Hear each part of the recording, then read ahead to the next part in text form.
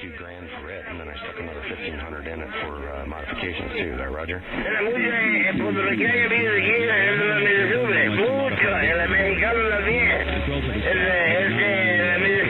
Inside the DSP one. The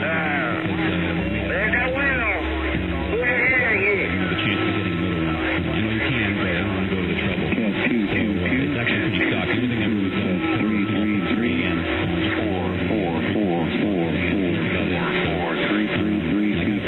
some audio processing, but I haven't really done too much of the radio. And actually, I don't think that in most cases people can really tell the difference. So I don't mind that much.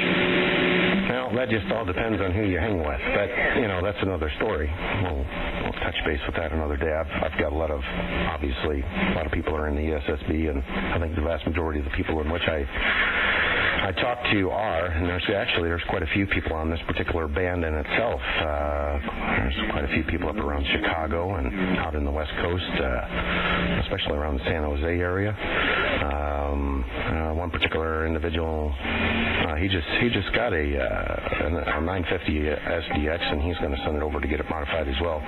Look, and actually, most of the modifications are for a flat response receiver, out to 6K, and as well as the monitoring circuit, because I monitor my audio through my headphones. And if I go to critique it, I would like to have something that has a flat response on it, so that I can critique it, the way that it should be critiqued, or the way I feel it should be critiqued anyway.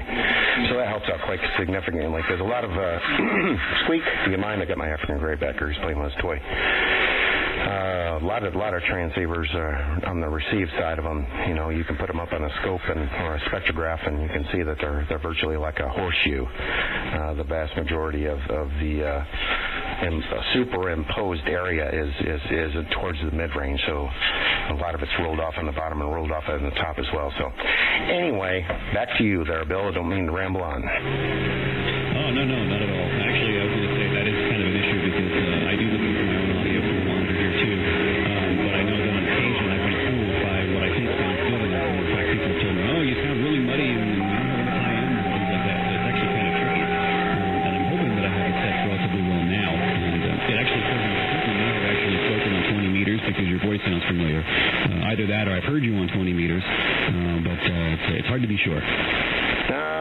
I don't get on 20 meters as much as I used to. I got a lug periodic T8 up in the air, but I don't use it near as much. I generally hang for the most part down in the extra portion of 75, and of course I come here because this is where I came from, and I got a lot of good friends here, and we like to dabble around with audio, and there's a lot of other people that are interested in it and learn a lot about it, and we just try to touch base with a lot of stuff of what the do's and the don'ts, and a lot of it has to do with research, and you guys got to apply yourself to a little bit of reading to understand the understandability of what's going on before you can actually introduce audio into the transceiver.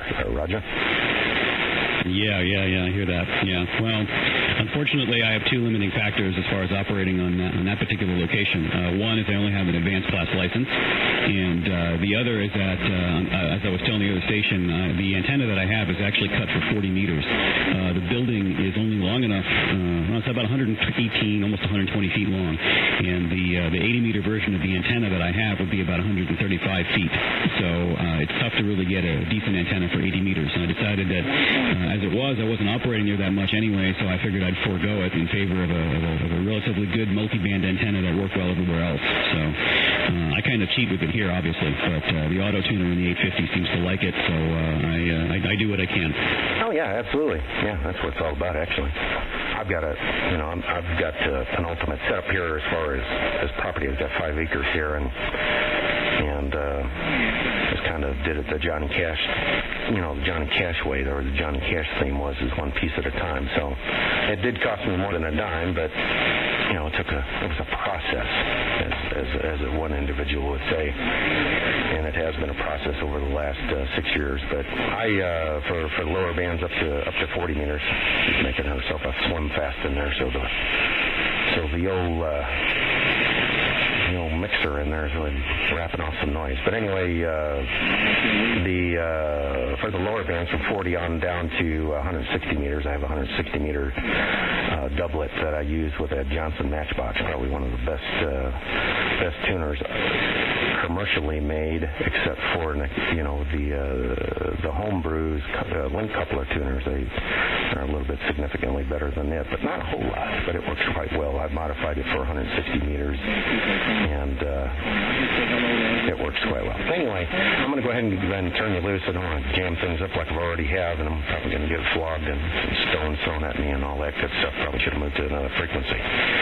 So with that being said, Bill, I'll go ahead and let you go. You take care. You have a fantastic weekend, as I am here in South Texas. It's a little warm here. It's about 90 degrees today, and certainly is quite breezy. Winds out of the south at 35, gusting at times up to 40, so it's definitely windy. Take care in 73, Bill. This is Big Radio 549 in Texas. Okay, Big Radio 549. This is Unit 248, Operator Bill here in downtown San Francisco. And, like I said, I don't have quite enough room for a 160-meter antenna. I'd love to be able to do stuff like that, but actually operating on 40 meters recently, I became acquainted with one of my downstairs neighbors. Apparently I was coming through his audio speakers on his amplifier for his TV set, which I had not known about before. And I think it was actually something new because it was raining that day, because it never happened before, and I'd operated on 40 meters quite a bit prior. So anyway, it was good to talk to you, and hopefully I will run into you again. And I don't mind the rag chew, and we probably should have gone to a different frequency too. Before you disappear completely, though, I am kind of curious, since you do have the receiver modifications for that rig, if you can give me a quick critique of the way I have the audio set up on the 850, because it's not often that I run into people who actually can't, and I'll let you go. So if you could, hopefully you can hear me well enough to do that. I know there's a lot of other stations in there. Over. Yeah, can you do me a favor? Can you go to, there's a lot of them out there. Can you run up to 27400? 27400, all right, QS1. 390. Second before you get, I'll let you hear how it sounds. Now, I have a slant response receive out to 6K, and I can receive everything that DSP 850 combo puts out, so I'm hoping that I've got enough signal on you. It's a little hot here, and my downward expander is not kicking as much as I'd like to. Picking up too much of that wind noise from outside. I'll go ahead and do a sound bite of you, and I'll go ahead and give you my email address, which is really simplistic, and I can shoot it off to you when I respond back. Anyway, if you would like, I'll go ahead and start this recording. Okay. I hope that I'm right on frequency with you. It sounds like I am. And, I am operating the 850 setup for 6KC. And the microphone here is a Behringer B1.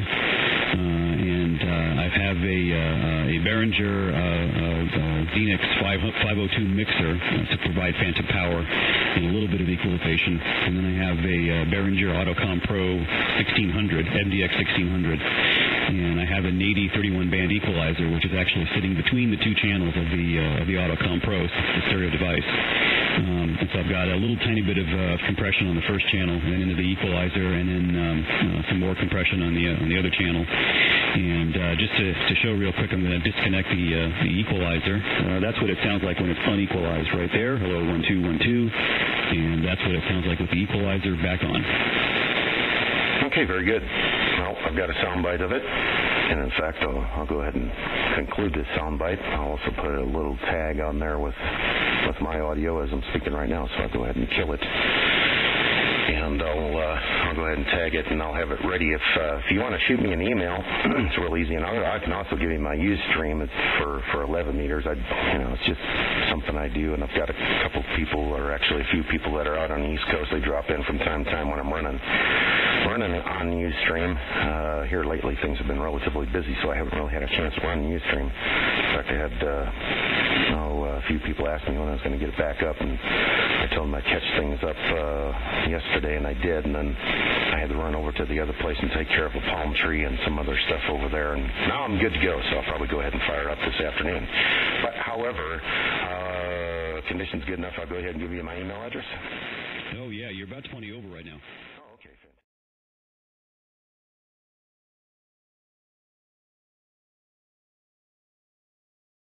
Okay. Yeah, it's real easy. I'll process this particular file, get it normalized, and get it evened out, and it'll be ready there for you. And you can hear for yourself. It's exactly how I hear it. And like I said before, I do have a flat 6K response receipt, so it should be pretty close. Okay, I'm just going to send you an email from my TrackBerry here. The address you're going to get this from is my private address, but I'm also going to include my work address, which is probably, well, actually, I'm not sure how you're going to send this.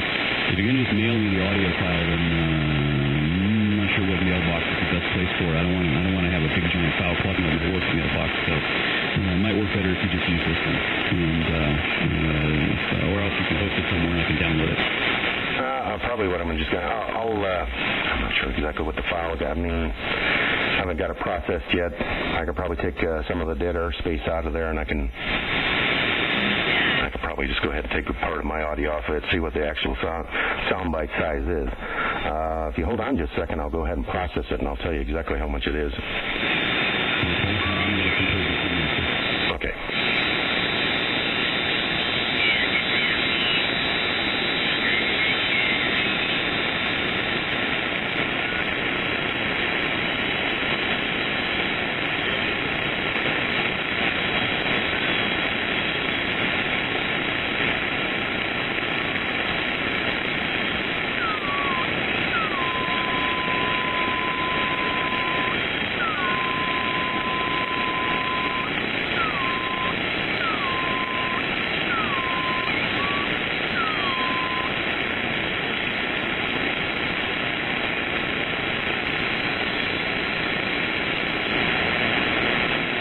Okay, John. Yeah, I'm just getting together with Bill here. I'm going to send him a little sound bite and just checking the size of a file.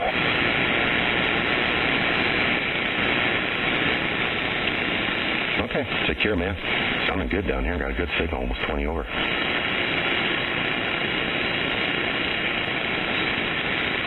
Okay, I just sent an email. Let's see if I got it right. What was that, Bill? I just sent an email off to you. Okay. I'm going to locate this file and tell you exactly what the size of it is. There it is, right there. Oh, it's not all that big. It's just a little over a meg. Okay. All right. Well, that should work. It's 1,013 kilobytes, so you're good.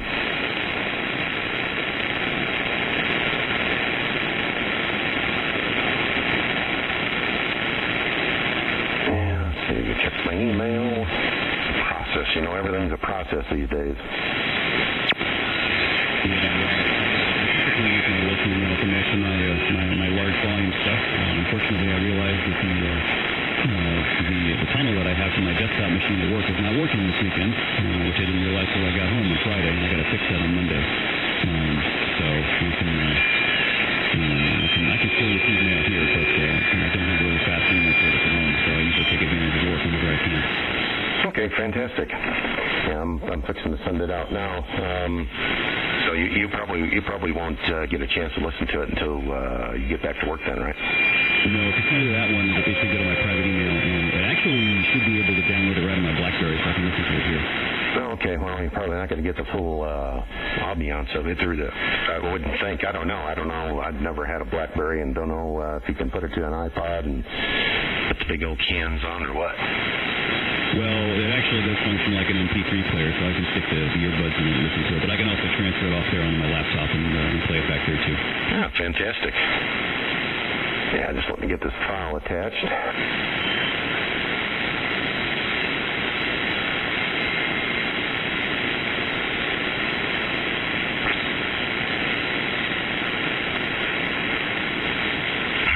It's attaching. I'll also send you some other information that I can't indulge here, if you understand my meanings. Roger. Well, you should be able to check out. If you look at what I sent you there, you can look me up online and see my antenna set up and how I have the station range. Okay. Also, as well, because I can go ahead and give this out. If you in Ustream, because I also have a slideshow that goes on when I'm not on. If you look on Ustream and just type in